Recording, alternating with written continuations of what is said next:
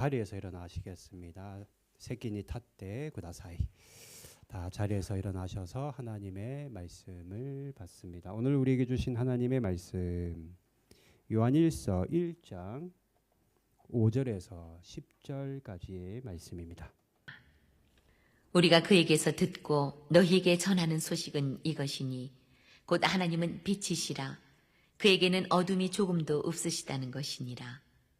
만일 우리가 하나님과 사귐이 있다 하고 어둠에 행하면 거짓말을 하고 진리를 행하지 아니함이거니와 그가 빛 가운데 계신 것 같이 우리도 빛 가운데 행하면 우리가 서로 사귐이 있고 그 아들 예수의 피가 우리를 모든 죄에서 깨끗하게 하실 것이요. 만일 우리가 죄가 없다고 말하면 스스로 속이고 또 진리가 우리 속에 있지 아니할 것이요. 만일 우리가 우리 죄를 자백하면 그는 미쁘시고 의로우사 우리 죄를 사하시며 우리를 모든 불의에서 깨끗하게 하실 것이요. 만일 우리가 범죄하지 아니하였다 하면 하나님을 거짓말하는 이로 만드는 것이니 또한 그의 말씀이 우리 속에 있지 아니하니라. 아멘. 하나님의 말씀입니다. 자, 자리에 앉겠습니다. 제가 잠깐 기도하도록 하겠습니다. 사랑으로 충만하신 하나님 아버지 감사합니다. 오늘도 예배 자리에 저희들을 불러주셨습니다. 오늘도 예배 승리자 되게 하시고 하나님의 말씀 빼앗기지 않도록 생각과 마음을 지켜주시며 무엇보다도 주님 바라보는 시간 되게 하여 주시옵소서. 악한 영들 틈타지 못하도록 천군 천사로 둘러진 저 보호하여 주시옵소서. 예수님의 이름으로 감사드리며 기도드립니다. 아멘. 할렐루야. 예, 잘 지내셨습니까? 오늘 요한일서 1장 말씀 나누는데요. 미국에 여러분 한 번쯤 아마 들어보셨는지 모르겠네요. 벤자민 프랭클린이라는 정치인이 있었습니다. 벤자민 프랭클린. 이 사람이 필라델피아라는 곳에 사는 분인데요. 항상 이 정치인 다 그렇진 않겠죠. 그죠? 정치하는 분이라고 다 그렇진 않겠지만 어떻게 하면은 내가 사는 이 지역에 필라델피아 지역에 내가 좋은 일을 많이 할까 늘 고민했다라는 거예요. 자신이 사는 필라델피아 사람들에게 내가 어떻게 해서든지 도움을 좀 주고 싶다. 정치하는 사람으로서 착한 일을 하고 싶다라고 생각했다라는 겁니다. 그래서 좋은 등 있잖아요. 요런 등을 하나 사서 집 앞에 마당에 있는 선반 위에다가 그 등을 밝혀 놓았다라는 겁니다. 여러분, 등이라는 거 집 안에 놓는 겁니까? 집 밖에 놓는 겁니까? 등은요, 집 안에 놔야죠. 예, 집 안에 놓고 쓰는 것이 등인데 이 벤자민 프랭클린은 집 밖에다 이것을 내어 놓았다라는 거죠. 사람들이 이상하게 생각했어요. 왜 저 아까운 등을 밖에다 내놨을까? 한 주일이 지나고 한 달이 지나고 사람들이 조금씩 그 이유를 깨닫게 되는 겁니다. 집 밖에 등불을 두니까 어때요? 집 밖에다 등불을 두니까 밤에 사람들이 지나가면서 넘어지지를 않는 거예요. 학생들이 또는 우리 신랑이 일 갔다 오고 학교 갔다 오다가 날이 어두컴컴하면 때로는 넘어지기도 하고, 그죠? 길을 잃기도 하는데 등을 갖다가 집 밖에다 놓으니까 사람들이 멀리서도 방향을 알 수 있고 또 넘어지지도 않더라는 겁니다. 마을 사람들이 이거 참 좋은 생각이다. 야, 이거 참 굿 아이디어다. 그래서 하나 둘씩 자기 집 밖에 있는 마당에 있는 그 선반 위에다가 등을 이렇게 올려놨다라는 거예요. 우리 밖에 가로등 있죠. 가로등의 시작이 바로 이 사건입니다. 이렇게 해서 전 세계적으로 가로등이 생기게 된 거예요. 벤자민 프랭클린 이 한 사람의 이 착한 일 때문에. 만약에 우리가 지금 길거리에 가로등이 없다면 어떨 것 같아요? 뭐 난리가 나겠죠. 넘어지는 거는 뭐 답안이 없을 것이고 길을 찾기도 힘들 겁니다.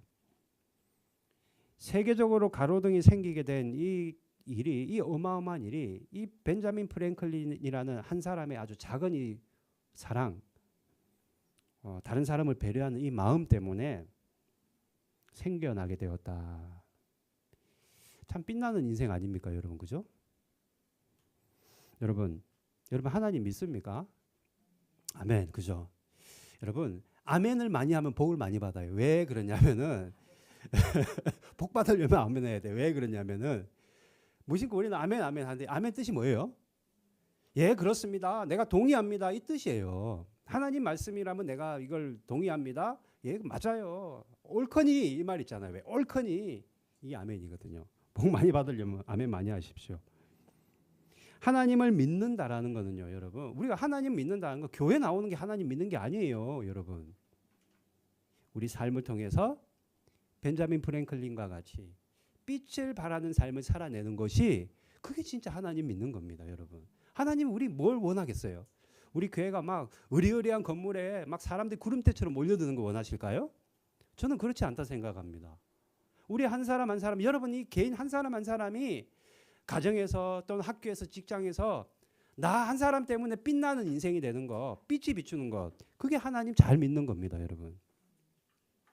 그러니 예수님께서도 뭐라고 말씀하셨어요? 너희가 세상의 빛과 소금이 되라라고 말씀하신 이유가 바로 그런 거 아니겠어요? 우리가 빛나는 인생을 살아가는 거예요. 빛을 비추는 삶을 살아내야 되는 겁니다. 그런데도 이때 당시에 이 요한일서, 이 요한이 밤모섬에서 이걸 기록할 때 이단들이 있었어요. 어떤 이단이냐? 영지주의자들. 제가 일전에 한번 얘기 드렸는데 영은 아주 좋은 거고 선한 거고 육체는 나쁜 거다. 완전히 흙과 백을 딱 가르는 거예요. 그러면 이게 왜 문제가 되냐면 예수님이 영으로 왔어요? 육으로 왔어요? 육으로 왔잖아요. 그러니까 이 사람들은 영지주의자들은 영은 좋은 거고 육은 나쁜 거니까 하나님이 그 나쁜 육을 입고 이 땅에 올 수가 없다. 그러니 예수는 가짜다라고 주장하는 겁니다. 예수는 가짜라는 거죠. 그래서 이단인 겁니다. 그런데 이 사람들이요 가는 데마다 교회를 분열시켰어요. 분내죄 심하시다네. 분열. 왜 갑자기 제가 이용어가 나오죠? 예. 제가 일부 예배 때 하도 머릿속에 지금 기억이 돼가지고 자신들이 특별한 존재. 왜 그런 거 있잖아요. 사람들 중에도 교회에서도요. 저는 그런 분들 몇 번 봤거든요. 나는 영적으로 아주 탁월해. 나만의 아주 대단한 지식을 가지고 있어라는 분들이 있어요. 영지주의자들이 그랬다라는 거예요. 이걸 전문용어로 그노시스라고 말합니다. 뭔가 탁월한 나는 다른 사람들보다 월등해라는 그런 용적인 교만함이 있었다라는 거예요. 여러분 예수님을 부인하고 죄를 가볍게 여기고 이까짓 거 죄쯤이야 뭐 괜찮아. 또 언제나 교만한 자들. 이런 자들을 우리는 어둠에 거하는 자들이라 말하는 겁니다. 빛 가운데 거하는 것 같지만 예수를 부인하고 죄를 가볍게 여기고 죄는 크고 작은 게 문제가 아니에요, 여러분. 크든 작든 예수님 앞에서는 하나님 앞에 다 죄인 거예요, 그거는. 그런데 그 죄를 가볍게 여기고 교회에서 교만했다라는 거. 이거 어둠에 있는 자들이죠. 오늘 우리가 이건 요한 1서 1장에는 그런 사람들을 대상으로 아니라고 너희들이 잘못 생각하고 있다는 것을 말하고 있는 겁니다. 그게 지금 요한 1서 1장의 내용이에요. 하나님이 뭐라고 말씀하시는가? 그런 자들에게. 자, 5절 말씀 함께 읽어볼까요? 5절 말씀 같이 있습니다. 시작. 우리가 그에게서 듣고 너희에게 전하는 소식은 이것이니 곧 하나님은 빛이시라. 그에게는 어둠이 조금도 없으시다는 것이니라. 아멘. 내가 너희들에게 전하는 것은 뭐냐? 단도직입적으로 내가 너희들에게 말하는 요점은 뭐냐? 하나님은 빛이시라라는 것을 말하는 겁니다. 너희들은 지금 어둠에 거하는 삶을 살아가고 있는데 하나님은 빛이시다. 하나님의 그 존재 자체로 하나님은 빛을 발하는 분이시다. 그러니 하나님을 믿는다고 하고 하나님의 임재를 경험하는 자들은 절대로 그 인생에 어둠이 있을 수가 없다. 그걸 말하고 있는 거예요. 여러분 하나님이 빛이시라면 하나님을 내가 믿고 하나님이 내 안에 계시고 하나님의 임재를 누리는 우리는 어떻게 해요? 절대 어둠 가운데 살아갈 수가 없는 겁니다. 예를 들어서 예수님이 진짜 구원자 맞아? 나 예수님 믿으면 구원받는 거 맞나? 다른 종교 찾아가야 되는 거 아니야? 그런 어둠의 생각이 물러가고 죄를 가볍게 여겨서 사소한 거짓말과 사소한 중독의 죄에 빠지지 않는다라는 거예요. 게다가 절대로 교만하지 않습니다. 왜? 이렇게 못난 나를 위해 예수께서 나를 살리기 위해 매를 맞고 창에 찔려 십자가에 달려 이미 돌아가셨기 때문이에요.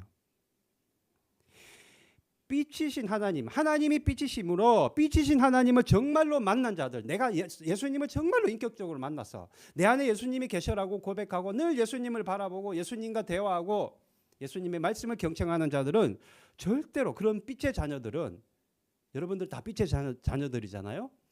그 인생 절대로 어둠 가운데 다니지 않는다라는 겁니다. 왜요? 어떻게 빛하고 어둠하고 같이 공존할 수가 있겠어요? 이 빛이 사라지면 어두워지겠죠. 그러나 그 빛이신 예수님이 내 안에 계신데 어떻게 우리가 어둠 가운데 다니는 삶을 살아갈 수가 있냐라는 겁니다. 그 우리 인생 가운데 어둠들이 있어요.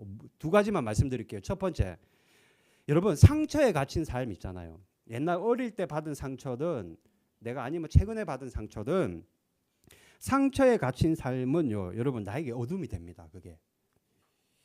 여러분 마음에 쌓아둔 상처 있잖아요.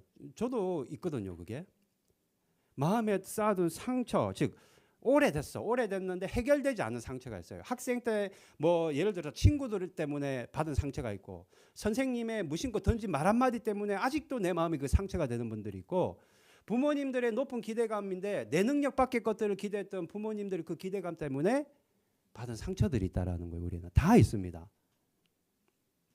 그런데 그 상처를 아직까지도 예수님 믿고도 치유받지 못하고 해결받지 못하고 내 가슴속에 고스란히 가지고 살아가는 분들이 있는 거예요. 저도 고백하잖아요. 저도 상처가 있다고요. 그 상처 때문에 예를 들면 이런 거예요. 비슷한 상황이나 비슷한 사람을 만나면 확 사람이 변해버려요. 무슨 말이냐? 내가 어릴 때 우리 아버님이 매일 술을 먹고 들어와서 어머니를 구타를 했어. 그걸 내가 매일 보고 자란 거예요. 그래서 내가 나는 아버지 같은 남자 안 만나야지 해서 결혼을 했는데 신랑이 매일 술 먹고 들으면 어떻게 해요? 옛날 생각이 나면서 그걸 견디지를 못하는 거예요. 그 상황, 비슷한 상황을 보고 그 남편을 보고 아버지가 떠오르면서 막 분노하게 되는 거예요. 불안해하게 되는 겁니다. 이걸 우리는 트라우마라고 얘기하잖아요. 이게 뭐예요? 상처라는 거예요. 이런 상처를 가진 사람들이 여러분 너무나도 많다라는 겁니다. 여러분 한번 생각해 보세요. 여러분은 그렇지 않나요? 여러분은 그런 크고 작은 상처가 없습니까? 이 상처에 갇힌 삶이 어둠의 삶이라는 거예요. 또 한 가지 더 있어요. 죄를 갖다가 꽁꽁 숨기고 사는 분들이 있어요. 이것도 여러분 어둠의 삶입니다. 겉으로 보기에는 점잖아 보이잖아요. 예. 저도요, 여러분 죄가 있어요. 저 목사라고 여러분 이 자리에 서면 하나 착각하는 게 있습니다. 나는 이 말씀대로 다 사는 것처럼 착각해. 그렇지 않습니다. 목사를 보고도 교회 나오면 안 돼요. 주님을 바라봐야 돼요. 저는 모순 덩어리, 연약한 덩어리, 죄악 덩어리입니다. 겉으로 보이는 모습은 점잖지만 실상은 누구든지 다 그렇지 않은 부분들이 있다라는 거예요. 여러분들 다 숨기는 죄가 있잖아요. 사람들이 잘 모르는 꽁꽁 나만의 숨겨놓은 죄악들이 다 있는 겁니다. 그게 뭐 중독이든 음란이든 술, 담배의 문제든 숨겨둔 죄악들이 있다라는 거예요. 그런데 어때요? 세상 사람들은 그렇지 않은데 우리 예수님을 믿는 자들은 예수님이 그 우리 가운데 빛을 비추시기 때문에 내 이 죄 때문에 늘 죄책감을 느낍니다. 이런 거죠. 내 죄가 사람들에게 발각되면 어떻게 하나, 드러나면 어떻게 하나, 늘 불안하고 또 반복된 죄를 짓고 나면 늘 죄책감이 시달리는 겁니다.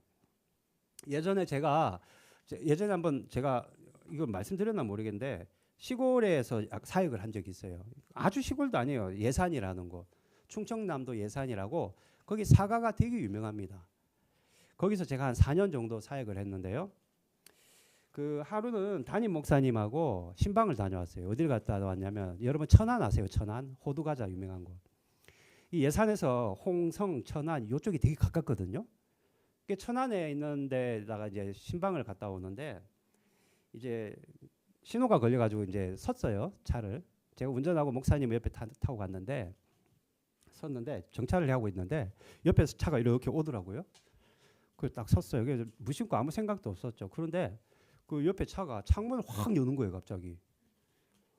아니 그러더만 그 운전자가요 고개를 이렇게 창문 밖으로 내밀더니 아주 시원하게 연기를 뿜어내는 거예요. 담배 연기를. 아니 그게 뭐 어땠어요, 그죠? 무심코 제가 그걸 바라보고 저만 바라본 게 아니에요. 옆에 타 있는 우리 담임 목사님 나이가 많으신 분이 지금 은퇴하셨는데 그분도 그걸 보고 있었는데 깜짝 놀랐습니다. 너무 사색이 됐어요. 왜? 우리 교회 남자 권사님인 거예요, 그분이. 아다리가 될래도 어떻게 그렇게 재수가 없이 그 권사님도 그죠? 예? 목사님들한테 그게 아다리가 돼요. 그렇게 그것도 신호 하나로. 그분은요 우리를 못 봤어요. 예. 근데 우리는 너무나도 그걸 정확하게 본 거예요. 왜 놀랬냐면 이분이요 키가요 한 190cm가 돼요. 어마어마하게 키도 크고요 잘생겼어요. 교회도 얼마나 잘 나오니 물론 아내가 하도 잔소리하니까 나오긴 하지만 그래도 빠지지 않고 잘 나오고 키가 큰데 성가대에 서 있으면 멀리서 보면 얼마나 멋있게 보이는지 몰라요. 가운 딱 입고. 게다가 이분이요 아르헨티나 아십니까? 아르헨티나 남미에 거기 선교도 갔다 오신 분이에요. 아니 그런 분이 창문을 확 열더니 아주 그것도 고개를 빼꼼히 내밀고는 그냥 아주 너무나도 시원하게. 여러분 오해하지 마요. 담배 피는 게 죄라는 게 아니에요. 너무나도 시원하게 연기를 뱉어내니까 너무나도 놀란 거예요. 우리가 그걸 보고. 교회에서는 절대 그런 분이 아니거든요. 절대 그런 분이 아니거든요. 저는 이제 우리 담임 목사님 눈치가 보이는 거예요. 와 이거 큰일 났다 이거. 왜 하필 여기서 이런 걸 보게 되나. 담임 목사님은 나이가 지금 은퇴했다고 했잖아요. 그러니까 고지식해요. 여기가 고지식해. 이해를 못하는 것 같은 거예요. 눈을 이렇게 감고 있더라고요. 그래서 차를 몰고 교회로 돌아가면서 아이고야 이거 어떡하나 이 사태 수습을 어떻게 하나 이러고 있는데 목사님이 이런 말 하더라고요. 갑자기 얼마나 힘들었을까 이렇게 하는 거예요. 저에게 얼마나 힘들었을까. 뭐가 무슨 말이지 그렇게 하는데 흡연을 숨기는 것이 힘든 게 아니라는 거예요. 그 뒤에 몰려오는 후회감 그죠? 그리고 그 뒤에 몰려오는 그 죄책감 때문에 얼마나 우리 권사님이 힘들었을까라고 말하는 거예요.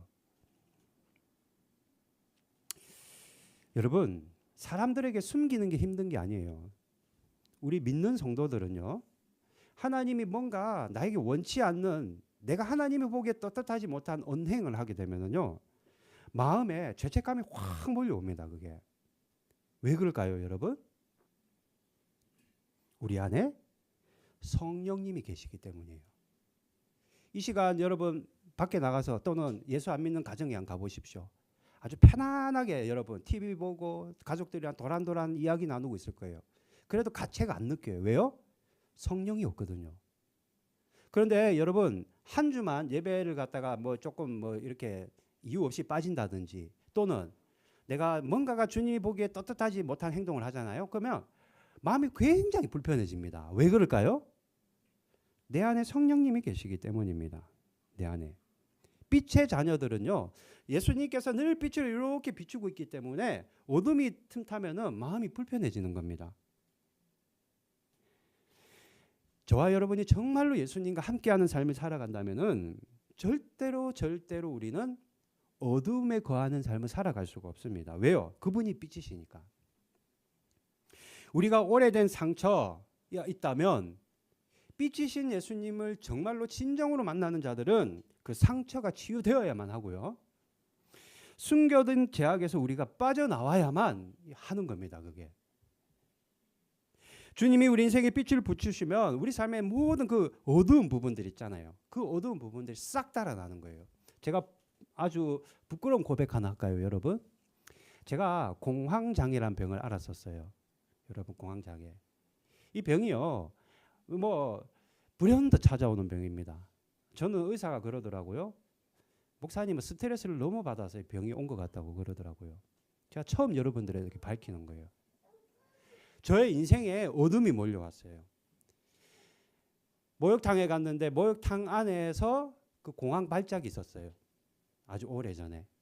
그러니 그 트라우마가 생기니까 어때요? 목욕탕을 못 가겠는 거예요. 가면 또 그런 일이 발생할까 봐. 제가 좀 전에 말씀드린 그거예요. 그런 트라우마가 있으니까 상처가 있으니까. 그거 적극적으로 치유하려면 어떻게 해야 돼요? 나 혼자서 목욕탕을 가야만 해요. 그런데 그런 엄두가 안 나는 거예요. 계속 약을 먹었습니다. 마음을 다운시키는 약을 먹고 우울하지 않게끔 항우울제를 먹고. 여러분 제가 왜 이런 말씀 드리는지 아세요? 안 해도 그만 제 상처인데 하나님이 빛을 쫙 비추시고 하나님이 정말로 내 인생 가운데 찾아오셔서 나와 함께 하신다는 것이 믿어지니까 그 약을 끊게 되었어요. 치유받았다라는 거예요. 구원받은 성도의 삶에는 어떤 모양이든, 그게 질병이든 마음의 상처든 숨겨둔 죄악이든 하나님이 빛을 비추시면 반드시 그것이 치유되고 죄악이 달아나게 되는 겁니다. 이게 구원받은 성도들이 살아내야 하는 그런 모습이에요. 그리고 빛의 자녀와 같이 행하며 살아가야 되는 겁니다. 빛의 자녀처럼. 에베소서 5장 8절 말씀 함께 읽어볼까요? 에베소서 5장 8절 시작. 너희가 전에는 어둠이더니 이제는 주 안에서 빛이라. 빛의 자녀들처럼 행하라. 빛의 자녀들처럼 고개를 푹 숙이고 어깨가 축 늘어진 삶이 아니라 당당하게 고개를 들고 주님이 나와 함께 하신다. 떳떳하게 고백하며 어깨를 펴고 살아가라라는 거예요. 빛의 자녀와 같은 모습으로 살아가라. 믿음과 용기를 가지고 살아가라. 우리에게 말씀하시는 겁니다. 그 빛은 부족함이 없어요. 단지 우리가 그걸 믿지 못하기 뿐이지 하나님의 빛은 지금 이 시간에도 여러분들이 육신의 눈에는 안 보이지만 여러분들의 영에게는 하나님의 빛이 지금도 비추고 있는 겁니다. 아무리 자그마한 어둠이라 할지라도 과감하게 이것을 우리가 끊어낼 수 있어야 된다라는 거예요. 상처가 있다면은 내 마음에 상처가 있다면 그걸 거부해야 돼. 자꾸 여러분 마음속에 막 분노 올라오고 억울한 마음 올라오잖아요. 그러면 제가 하는 방법 알려드릴게요. 저는 그렇게 해요. 저리 가.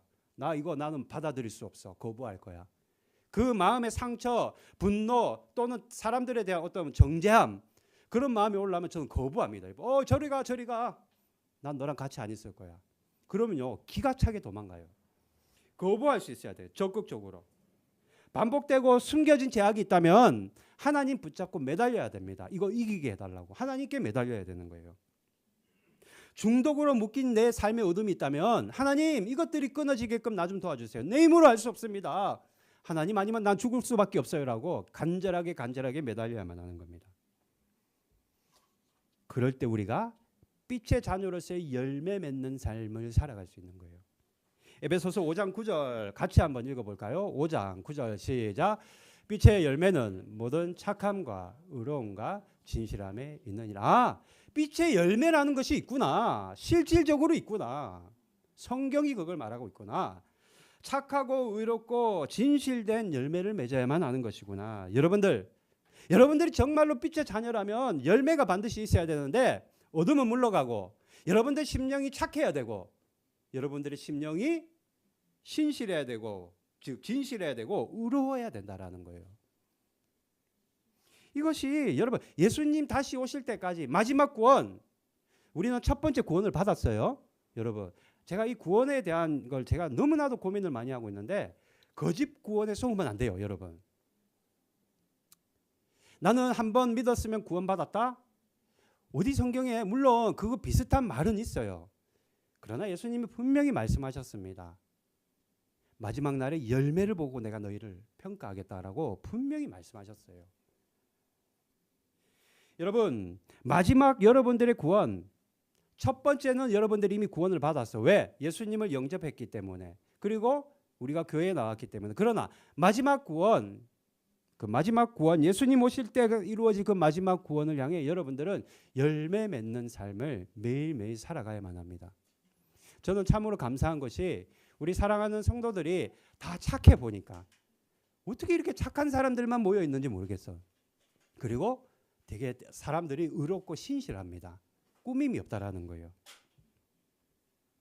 마지막 구원이 완성되는 그날까지 우리가 어둠을 거부하고 빛의 열매를 맺어가는 삶을 여러분 우리가 살아가야만이 그것이 바로 구원받는 삶의 모습이다라는 겁니다. 그럼에도 불구하고 우리가 죄 지을 때가 있어요, 없어요? 다른 사람들이 상처 받을 때도 있고 상처를 줄 때도 있어요. 그럼 어떻게 하냐라는 거예요. 그래서 하나님이 우리에게 말씀하시는 것이 있어요. 잠언 28장 13절 같이 한번 읽어볼까요? 시작. 잠언 28장 13절. 자기의 죄를 숨기는 자는 형통하지 못하나 죄를 자복하고 버리는 자는 불쌍히 여김을 받으리라. 무슨 말이에요? 우리가 빛의 자녀로서의 삶을 살아가지만 여전히 우리 가운데 숨겨진 죄악이 있고 상처가 있는데 그것을 자백할 수 있어야 된다라는 거예요. 자백하는 자. 여러분, 왜 우리가 내 안에 있는 그 안 좋은 쓴뿌리를 누군가한테 어머머 자기야 내가 말이야 우리 신랑이 나한테 이런 말을 하네, 우리 애들이 이렇게 나를 속을 썩이네 말하고 나면 어때요? 좀 시원하잖아요. 사람에게 말하지 말고 하나님에게 내 마음을 쏟아내라는 겁니다. 자백해라는 거예요. 구약시대 사람들은 하루 3시간씩 자백했습니다. 성경에 보니까 느헤미야 9장 3절에 그런 말이 있어요. 한번 같이 읽어봅시다. 시작. 이날에 낮 4분의 1은 그 제자리에 서서 그들의 하나님 여호와의 율법책을 낭독하고 낮 4분의 1은 죄를 자복하며. 3시간씩 하루에 3시간씩 내 안에 있는 것들을 자백했다라는 겁니다. 신약 시대에도 있어요. 사도행전 19장 18절 같이 읽습니다. 시작. 믿은 사람들이 많이 와서 자복하여 행한 일을 알리며. 자백하는 시간을 가지는 자가 빛 가운데 열매 맺는 삶을 살아갈 수 있다라는 겁니다. 자백하는 시간. 자, 따라합니다. 자백하는 시간을 가지자. 이게 너무나도 중요하다라는 거예요. 자백하는 시간을 가지자. 영국의 웨일즈라는 곳에서 실질적으로 있었던 일입니다. 오래된 일이 있는데요. 영국에 지금은 영국이 뭐 기독교가 완전히 무너지고 있지만 그때 당시에 오래전에는 영국이 굉장히 부흥한 적이 있었어요. 영국에 이 4명의 청년이 매일 밤 모여서 기도회를 했는데 6개월 동안 밤마다 하루도 안 빠지고 모여서 기도회를 가졌다라는 거예요. 대단하죠. 6개월 동안. 이 청년 4명 중에 한 사람 이름이 에반 로버츠라는 사람입니다. 에반 로버츠. 이 에반 로버츠는 신학생이었어요. 영국에. 친구 3명과 함께 4사람이 6개월 동안 하루도 안 빠지고 밤에 기도회를 가졌다라는 거예요. 뭐가 그렇게 간절해서 기도했는가? 다른 거 없어요. 나를 좀 써주세요, 하나님. 나를 좀 하나님이 쓰임받는 도구가 되게 해주세요. 부흥의 도구를 써주세요. 아주 그냥 막 간절한 열망을 가지고 이 4명의 청년이 밤마다 부르짖어 기도했다라는 거예요. 그리고 1904년 봄에 아주 놀라운 경험을 하게 됩니다. 새벽 1시만 되면 잠이 깨어나는 거예요. 일찍 잤든 늦게 잤든 새벽 1시만 되면. 그리고 놀라운 것은 무려 4시간 동안 하나님과 대화를 하는 신비한 경험을 하게 됩니다. 여러분 구약 성경에 보면은요. 하나님을 보는 자는 죽는다라는 표현이 있어요.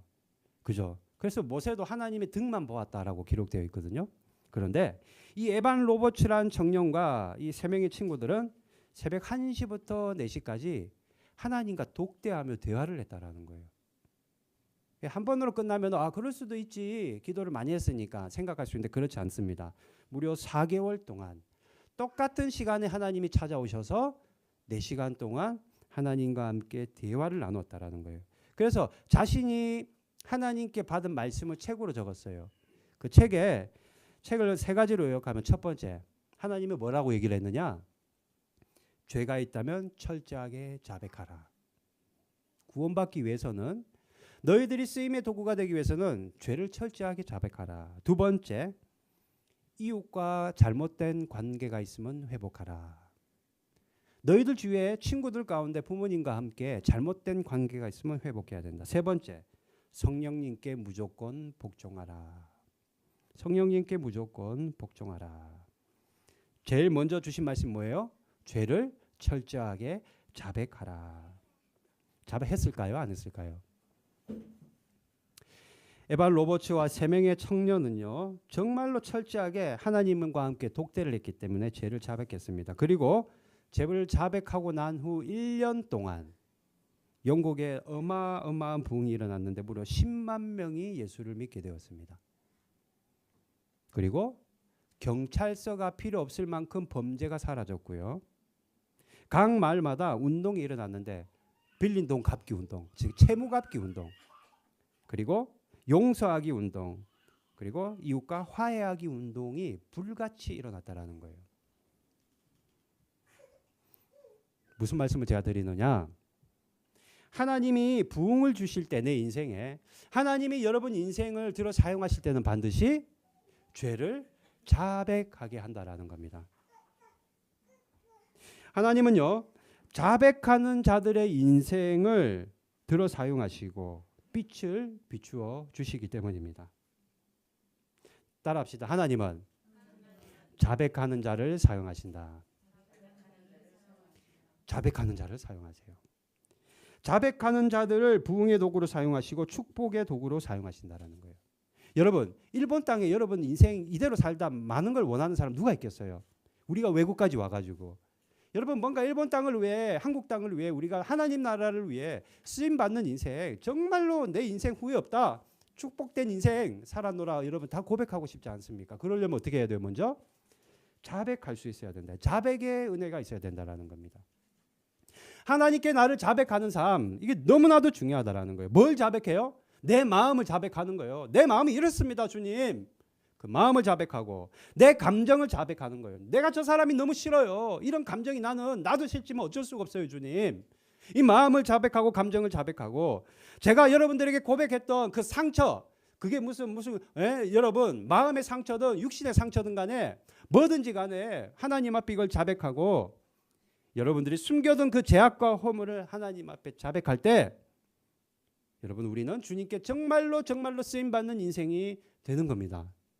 예수님께서도 뭐라고 말씀하셨어요? 수고하고 무거운 짐진 자 다 가지고 와라 말씀하셨잖아요. 주님께 그걸 드려야 된다라는 거예요. 무거운 짐, 내 상처, 숨겨둔 죄악, 내 몸의 질병까지도, 마음의 어려움까지도 다 주님께 드려야 된다라는 거예요. 그런데 우리는 어때요? 예, 알겠습니다, 주님. 자, 받으십시오. 드리고 나갈 때 어떻게 합니까? 또 다시 주세요. 가지고 호주머니 꼭꼭 챙겨서 나가는 게 우리의 믿음의 현실 아닙니까, 여러분? 그러니 내 인생에 무슨 하나님의 은혜가 임재하고 내 인생에 무슨 치유의 역사가 일어나겠습니까? 드렸으면 더 이상 나한테는 그건 내게 아닌 거예요, 여러분. 내가 하나님께 상처를 자백하고 드렸다면 그건 이제 내 상처가 아닌 거예요. 하나님의 상처인 거예요.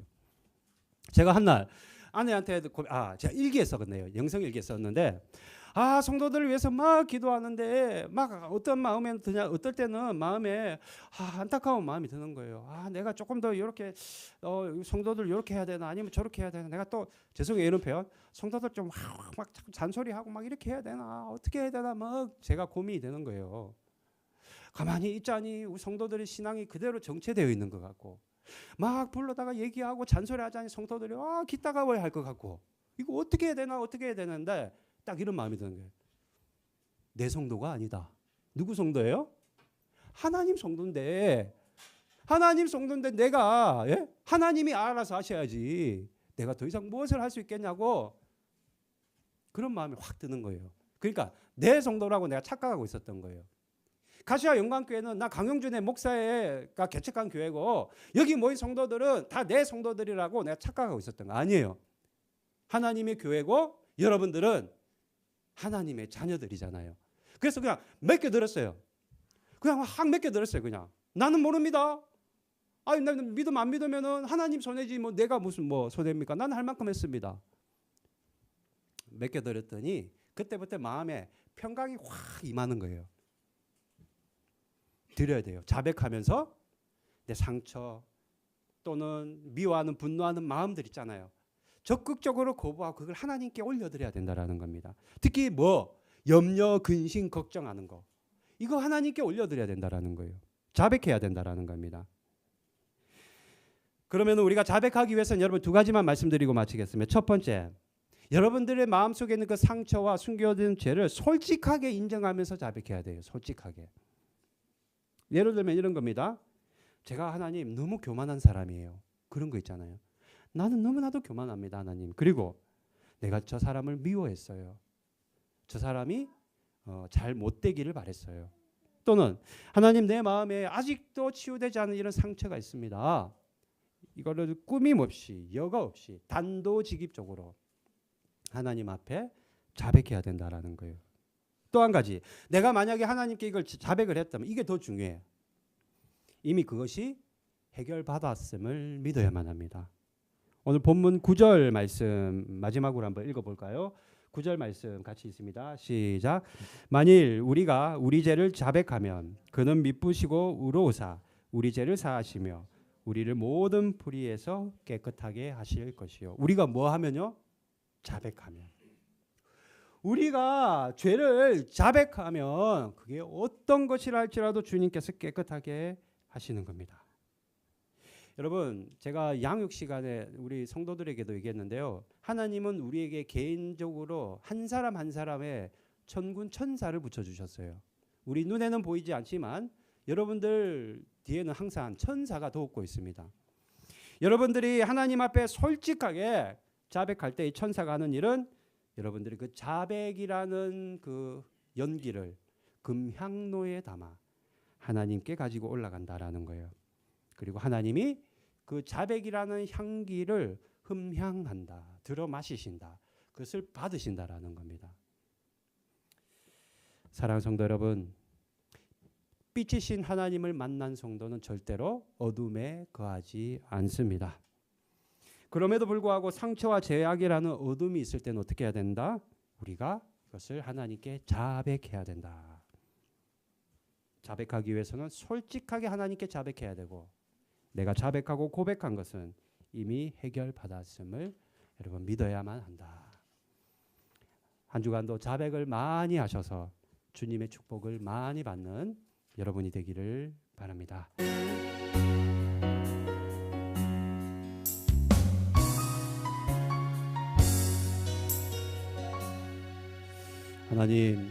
하나님은 빛이십니다. 하나님의 빛을 비추시는 사랑하는 우리 성도들은 이미 빛의 자녀가 되었음을 고백합니다. 하나님의 빛을 비추는 삶, 어둠이 틈타지 못하는 삶 살아가게 하시고 빛의 자녀와 같이 착함과 의로움과 신실함의 열매를 맺어가는 저희 모두가 되도록 주여 은총 베풀어 주시옵소서. 그럼에도 불구하고 우리 내면 가운데 숨겨진 상처와 제약이 있고 하나님께 치유받아야 될 우리의 질병이 있다면 날마다 그것들을 하나님께 자백하며 내어드리는 믿음을 허락하여 주시옵소서. 그리하여 날마다 빛의 자녀로서의 밝음의 삶 그리고 담대함의 삶을 살아가는 저희가 다 되어지도록 아버지 하나님 은총 베풀어 주시옵소서. 오늘도 귀한 예물 주님께 올려드립니다.